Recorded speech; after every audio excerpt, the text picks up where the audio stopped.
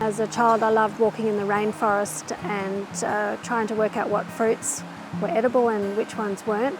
But then I got a job working in Indonesia, and we moved away and lived in Indonesia for quite some time. And while we were living in Indonesia, we saw thousands of hectares of rainforest cut down for logging and for oil palm plantations, which was pretty devastating. So when we moved back home, we thought, well, what can we do to make the world a better place? So let's start replanting rainforests. And so we started on our home property, and then we bought this property about 5 years ago, and that was really why we started. It was to replant rainforests. We've actually completely reforested that 80 acres, and amongst those 80 acres of trees, we've got about 5 acres of rainforest fruit trees. So we've got timber trees, as well as we just reforested creek lines. And it was, when my husband bought it 30 years ago, it was really just a prickle farm. You know, it had lantana and giant bramble and lots of old pastures.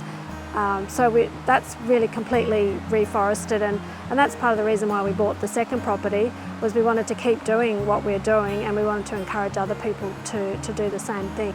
So the cooking school was really started because I found people weren't familiar with the fruits, and they also didn't know what to do with them. So it was really a way of showing people how to use these fruits in their everyday cooking. And what I found on the way was there was a lot of people who actually didn't have cooking skills because their parents hadn't taught them to cook, and I was really fortunate that I had grandparents that loved cooking as well. So it's about sort of teaching some basic cooking skills, as well as being a little bit adventurous with what you're learning to cook.